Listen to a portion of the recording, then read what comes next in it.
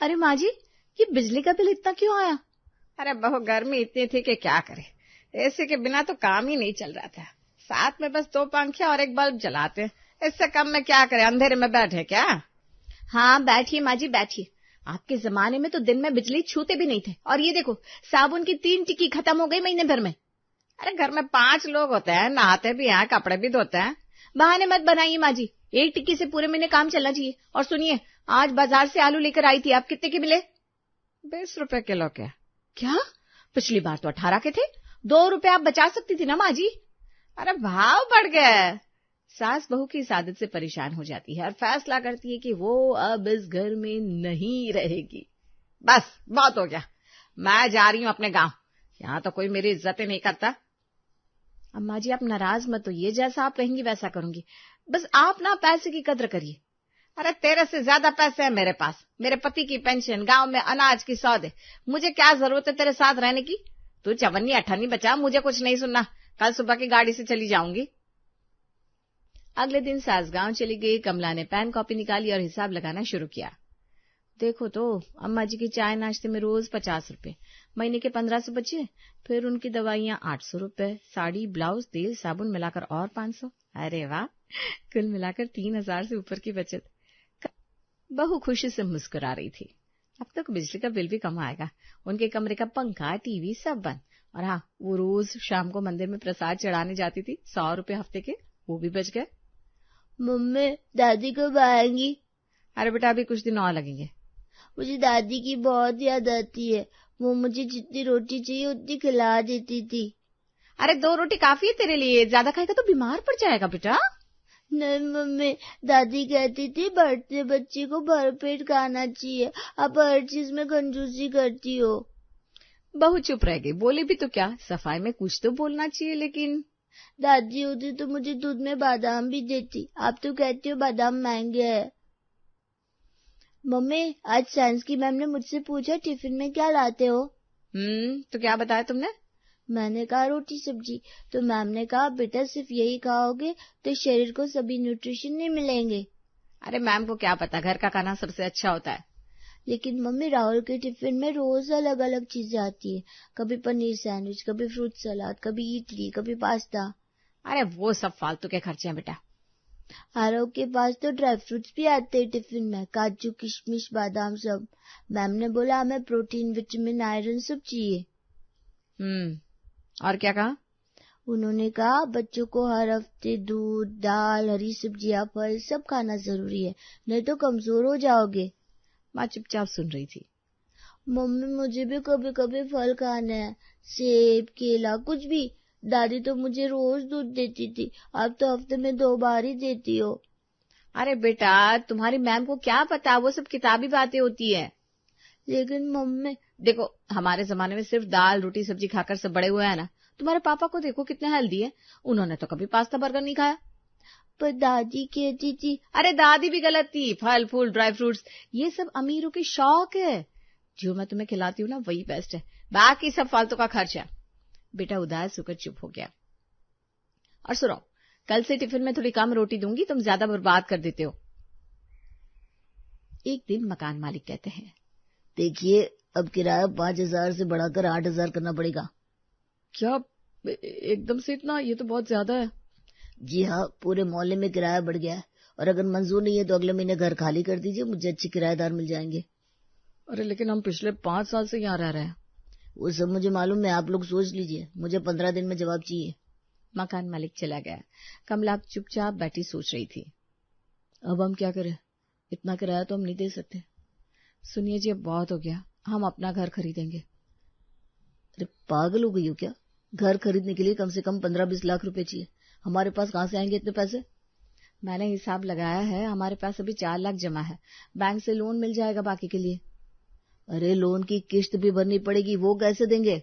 इसीलिए मैंने सोचा है हम राजू को सरकारी स्कूल में डाल देंगे। क्या बकवास कर रही हो, मेरा बेटा सरकारी स्कूल में कभी नहीं। सुनिए ना, प्राइवेट स्कूल की फीस 3500 महीने की है, सरकारी स्कूल बिल्कुल फ्री है, साल भर में 40,000 बचेंगे। अरे लेकिन सरकारी स्कूल में पढ़ाई ठीक से नहीं होती, राजू का भविष्य बर्बाद हो जाएगा। गलत सोच रहे हैं आप। मोहल्ले की शर्मा जी का बेटा सरकारी स्कूल से पढ़कर इंजीनियर बना है, पढ़ाई बच्चे की मेहनत पर निर्भर करती है, स्कूल पर नहीं। तुम हर चीज में पैसे बचाना चाहती हो। पहले अम्मा को भगाया, अब बेटे की पढ़ाई से खिलवाड़। देखिए जी, मैं अपने घर का सपना देख रही हूँ। आज हम किराए में रहते हैं, कल मकान मालिक फिर किराया बढ़ा देगा। अपना घर होगा तो हमारी जड़ें मजबूत होंगी, राजू को भी अपना कमरा मिलेगा। लेकिन लोग क्या सोचेंगे? अरे लोग तो हमेशा कुछ न कुछ कहते रहेंगे, हमें अपने भविष्य के बारे में सोचना चाहिए। और हाँ, मैं राजू को ट्यूशन भी दिलवा दूंगी, 2 घंटे शाम को, सिर्फ 500 रुपए महीने में। ठीक है, जैसे तुम्हारी मर्जी। लेकिन अगर राजू की पढ़ाई में कोई कमी आई तो वापस प्राइवेट स्कूल में डाल देंगे। हाँ, बिल्कुल, मैं भी तो यही चाहती हूँ। कमला मुस्कुराई, उसका सपना पूरा होने जा रहा था। अब जैसे तैसे करके कमला नया घर खरीद लेती है, लेकिन फिर ये क्या है कमला, यहाँ तो रहा ही नहीं जाएगा। क्यों? 2 कमरे हैं, रसोई है, बाथरूम है, सब कुछ तो है। अरे कमरे इतने छोटे हैं कि पलंग भी ठीक से नहीं आएगा। और ये नंबर 3 इलाका है, बिल्कुल बाजार के पीछे। पापा यहाँ बहुत गंदा है, सड़क पर कूड़ा पड़ा है, बदबू आ रही है। अरे थोड़े दिन में सब ठीक हो जाएगा बेटा, हम साफ सफाई रखेंगे ना। अरे कमला, खिड़कियां तो देखो टूटी हुई है, दीवारों से पेंट उतर रहा है, छत से पानी टपक रहा होगा बारिश में। मम्मी, मेरे दोस्त हंसेंगे अगर यहाँ आए तो। राहुल का घर कितना बड़ा और साफ है। बेटा ये अपना घर है, किसी को किराया नहीं देना पड़ेगा, थोड़ा थोड़ा करके सब ठीक कर लेंगे। थोड़ा थोड़ा? तुम्हें पता है इस घर में रहना कितना मुश्किल होगा? बाथरूम में ढंग से पानी नहीं आता, नल से जंग लगा पानी गिर रहा है। देखिए जी, सिर्फ 8 लाख में मिला है ये घर, बाकी जगहों पर 15-20 लाख मांग रहे थे, हमें यहीं रहना पड़ेगा। पति और बेटा दोनों परेशान होकर बैठ गए। यार प्लीज जल्द से जल्द ये जगह चेंज करो, मैं नहीं रह सकता ऐसी जगह। फिर एक दिन कमला की पड़ोसन गीता उसके घर आई। अरे कमला नाम है ना तेरा? मैं इधर ही पड़ोस में रहती है, मेरी अपनी खोली है, मैं 3 घरों में काम करती है। तुम लोग तो वैसे पैसे वाले लग रहे हो, तुम तो बिल्कुल मेरी मालकिन लोगों जैसी दिखती है। गरीब कैसे होगे रे? गरीब नहीं हूँ, कंजूस हूँ। वैसे तो नौकरानी का काम करती है। हाँ बहन, महीने की 10,000 बन जाते हैं, सुबह 3 घर में बर्तन झाड़ू, शाम को 1 घर में। अरे वाह, तू तो अच्छा खासा कमा रही है। और सुन, मालकिन के पुराने कपड़े, बचा हुआ खाना सब मेरे को ही मिलता है, कभी साड़ी देती है, कभी बर्तन, कुछ भी खरीदना नहीं पड़ता। सच में? मैं भी तो ऐसा कर सकती हूँ। बिल्कुल, तू तो पढ़ी लिखी लिए, टीचर के घर में ट्यूशन के नाम पर काम कर ले, साफ सफाई, खाना बनाने का, बच्चों को पढ़ा देने का। अरे हाँ, पैसे तो अच्छे मिलेंगे। और देख मेरी मालकिन कितना बर्बाद करती है, आधी रोटी छोड़ देती है तो मैं घर लेकर आती है, सब्जी बच जाती है तो वो भी लेके आती है, मेरे घर में अलग से खाना बनता ही नहीं है। अरे वाह गीता, तू तो बहुत समझदार है, मैं भी ऐसे ही करूंगी, घर का खर्च और कम हो जाएगा। बस बहन, बचत ही बचत। और हाँ, मालकिन के बच्चों की पुरानी किताबें कापियां भी ले आती हूँ, तेरे राजू के काम आएगी। कमला की आंखें चमक उठी, उसे लगा उसे जीवन का नया मंत्र मिल गया है गीता के जाने के बाद। ये कौन थी? नौकरानी रख रही हो तुम? सही है, रख लो, आराम मिलेगा। कमला कुछ नहीं कहती। फिर अगले दिन पति और बच्चे के जाने के बाद कमला भी लग जाती है काम की तलाश में। लेकिन ये क्या? सुन कमला, मेरी एक मालकिन को नौकरानी चाहिए शर्मा जी के घर में, बहुत ही अच्छे लोग हैं, 5,000 महीने का देंगे। शर्मा? कौन से शर्मा? अरे वही गार्डन व्यू सोसाइटी में रहते हैं ना, बड़ा घर है, बस सुबह बर्तन झाड़ू और खाना बना देने का। अच्छा ठीक है, कल से ही शुरू कर देती हूँ। बढ़िया, सुबह 8 बजे पहुंच जाने का। अगली सुबह कमला काम पर पहुंची, घंटी बजाई तो दरवाजा खुला। अरे आप कमला जी है ना, राकेश की पत्नी? जी हाँ। आप यहाँ, मेरा मतलब आप काम करने आई हैं? वो मैं बस थोड़ा एक्स्ट्रा कमाना चाहती थी। ओहो, ठीक है, अंदर आइए। कमला ने पूरा दिन बर्तन मांजे, झाड़ू लगाई। शर्मा जी के मन में बात घर कर गई। उसी शाम ऑफिस में। अरे राकेश, तुम्हारी बीवी आजकल क्या करती है? घर संभालती है क्या? बस ऐसे ही पूछ लिया। यार सुना है तुम्हारी वाइफ शर्मा सर के घर काम करती है। क्या बकवास है, किसने बोला? शर्मा सर ने खुद बताया, आज सुबह वो बर्तन मांजने आई थी घर। और राकेश भाई, पत्नी को नौकरानी बना दिया, इतनी तंगी चल रही है क्या? अरे बंद करो ये बकवास। अरे यार, हम तो मजाक कर रहे हैं, पर सच में क्या बात है, सैलरी कम पड़ती है क्या? राकेश, मुझे माफ करना, मुझे नहीं पता था कि तुम्हारी पत्नी, मेरा मतलब मैंने सोचा था वो बस टाइम पास के लिए। सर मुझे कुछ पता ही नहीं था। ऑफिस में सब फुसफुसाने लगे। राकेश की बेइज्जती हो गई। शाम को घर पहुंचकर, कमला बाहर आओ अभी। अरे क्या हुआ, इतना गुस्सा क्यों? तुमने शर्मा सर के घर काम किया, बर्तन मांजे? वो हाँ, पर आपको कैसे पता चला? कैसे पता चला? पूरे ऑफिस में मेरी बेइज्जती हो गई। सब हंस रहे थे मुझ पर, कह रहे थे बीवी को नौकरानी बना दिया। अरे मैंने तो सिर्फ पैसे बचाने के लिए। पैसे पैसे पैसे? तुम्हें पैसों के अलावा कुछ दिखता है क्या? मेरी इज्जत का क्या, मेरी नौकरी का क्या? इज्जत काम करने में नहीं जाती। अरे चुप रहो, बिल्कुल चुप। तुम्हें पता है शर्मा सर मेरे बॉस है, उनके सामने मेरी क्या हालत हुई? सब कलीग मुझ पर हंस रहे थे। मुझे माफ कर दो, मुझे नहीं पता था। नहीं पता था? तुम्हें कुछ सोचने की फुर्सत है? बस पैसे बचाने की धुन में अंधी हो गई हो। पहले अम्मा को भगाया, फिर बेटे को सरकारी स्कूल में डाला, और अब ये नौकरानी का काम। अरे मैं तो बस घर के लिए। घर?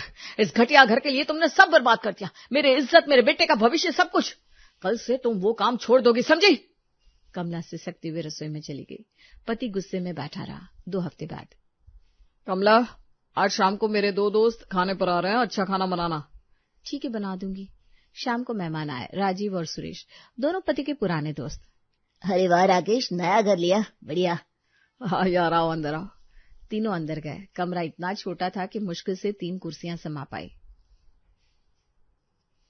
थोड़ा टाइट है नहीं? हाँ, वो बस टेम्पररी है। कोई बात नहीं यार, अपना घर तो अपना होता है। खाने का समय हुआ। कमला ने खाना लगाया। 2 सब्जी, थोड़ी सी दाल, 4 रोटियां प्रति प्लेट। बस इतना ही? जी हाँ, और चाहिए क्या? नहीं ठीक है। 10 मिनट में सबका खाना खत्म हो गया। राकेश अभी तो भूख बाकी है यार। और रोटी है क्या? नहीं, बस इतनी ही बनाई थी, ज्यादा बर्बाद हो जाती ना। ओह ठीक है यार, चलते बाहर कुछ खा लेंगे। आज चल यार, भैया हमें जाना पड़ेगा, कल ऑफिस में भी जल्दी पहुंचना है। अरे अभी तो आए हो। नहीं यार, बहुत जरूरी काम है, चलते हैं। दोनों मेहमान बेचैनी से चले गए। ये क्या था कमला, सिर्फ 4 रोटी, मेहमानों के सामने मेरी इतनी बेइज्जती। मैंने सोचा इतना काफी होगा। काफी होगा? वो लोग भूखे चले गए, तुम्हें दिखाने कैसे असहज हो रहे थे। इस छोटे से घर में बैठने की जगह नहीं, खाने को ठीक से नहीं। अरे पर मैंने तो अच्छा खाना बनाया था ना। अच्छा खाना? मात्रा देखी तुमने? मेहमानों को कम से कम 6-7 रोटी तो चाहिए होती है, और तुमने 2-2 सब्जी के नाम पर क्या परोसा, चम्मच पर? अरे ज्यादा बनाती तो बच जाता। अरे तो बचने दो, मेहमानों की इज्जत ज्यादा जरूरी है या तुम्हारी बचत? राजीव और सुरेश मेरे 20 साल के दोस्त हैं, आज उनके सामने इतनी शर्मिंदगी हुई। मुझे माफ कर दो। माफी से क्या होगा? तुम्हारी ये कंजूसी की आदत कभी नहीं जाएगी। हर चीज में कटौती, कभी राजू का खाना, कभी मेहमानों का। तुमने मेरी जिंदगी बर्बाद कर रखी है। बहू चुपचाप खड़ी रही। कल राजीव ने मैसेज किया, यार बाहर पिज्जा खाना पड़ा, तेरे घर तो भूखे रह गए, बताओ मैं उसे क्या जवाब दूं? कमला रोते हुए रसोई में चली गई। एक दिन स्कूल से राजू रोता हुआ घर आया। उसके कपड़े फटे हुए थे और चेहरे पर खरोंच के निशान। राजू, ये क्या हुआ तुम्हें? मम्मी, स्कूल में लड़कों ने मारा मुझे। किसने मारा? क्यों मारा? वो कहते हैं मैं नौकरानी का बच्चा हूँ, मेरी मम्मी लोगों के घर बर्तन मांजती है। क्या? हाँ मम्मी, राहुल के पापा ने अपने घर पर बताया था। अब पूरे स्कूल में सब जानते हैं, सब मुझे चिढ़ाते हैं, नौकरानी का बेटा, नौकरानी का बेटा। सुना तुमने? और मम्मी, मेरे दोस्त मुझसे बात भी नहीं करते, कहते तू गंदी जगह पर रहता है, तेरे घर से बदबू आती होगी। राजू, मुझे नफरत है इस घर से, मुझे नफरत है इस स्कूल से। साले सबकी सब। ये क्या बोल रहा है तू? ये गालियां कहाँ से सीखी? स्कूल के लड़के देते हैं, वो रोज मुझे मारते हैं पापा, कहते हैं भाग यहाँ से गरीब। टीचर भी कुछ नहीं बोलती। देखा तुमने, ये है तुम्हारी बचत का नतीजा। मेरे बेटे को स्कूल में मारा जाता है, गालियां सीख गया है, और ये सब तुम्हारी वजह से। मुझे माफ कर दो, मैंने बहुत गलती की। मम्मी, मुझे वापस पुराने स्कूल में भेज दो ना, मुझे दादी की याद आती है, वो कितना प्यार करती थी मुझे। मैंने सब बर्बाद कर दिया। मैंने सोचा था पैसे बचाऊंगी तो अपना घर होगा, पर मैंने अपने परिवार को ही खो दिया। अब रोने से क्या होगा? मुझे एक मौका दे दो प्लीज, मैं सब ठीक कर दूंगी। मैं ये घर बेच दूंगी, हम किराए के अच्छे घर में रहेंगे, राजू को वापस प्राइवेट स्कूल में भेजूंगी। सच मम्मी? हाँ बेटा, और मैं अम्मा जी को भी बुला लूंगी वापस। उन्होंने मुझे समझाया था पर मैंने नहीं सुना। मैं इतनी अंधी हो गई थी पैसों के पीछे कि मुझे अपनों की परवाह नहीं रही। तुम सच में बदलोगी? हाँ, मैं वादा करती हूँ, अब मैं कंजूसी नहीं करूंगी। परिवार की खुशी सबसे बड़ी है, पैसे से नहीं। 3 महीने बाद कमला ने वो घर बेच दिया। परिवार एक अच्छे इलाके में किराए के मकान में रहने लगा। राजू वापस अपने पुराने स्कूल में दाखिल हो गया और सास को गांव से बुला लिया गया। आ मेरे लाल, आज क्या खाएगा बेटा? दादी मुझे पराठे बना दो, जितने चाहो उतने। हाँ बना दूंगी, जितने चाहिए उतने। अब कैसा लग रहा है? अच्छा, बहुत अच्छा। मुझे अपनी गलती का एहसास हो गया है। पैसा जरूरी है, पर परिवार की खुशी उससे भी ज्यादा जरूरी है। बहू, अब तुम समझ गई हो, कंजूसी और बचत में फर्क होता है। बचत करो, पर परिवार की जरूरतों को नजरअंदाज मत करो। जी अम्मा जी, अब मैं कभी ये गलती नहीं करूंगी। राजू खुशी से दादी के साथ खेल रहा था। घर में फिर से हंसी खुशी छा गई थी। कमला ने सीख लिया था, असली संपत्ति परिवार की खुशी है, ईंट पत्थर का घर नहीं।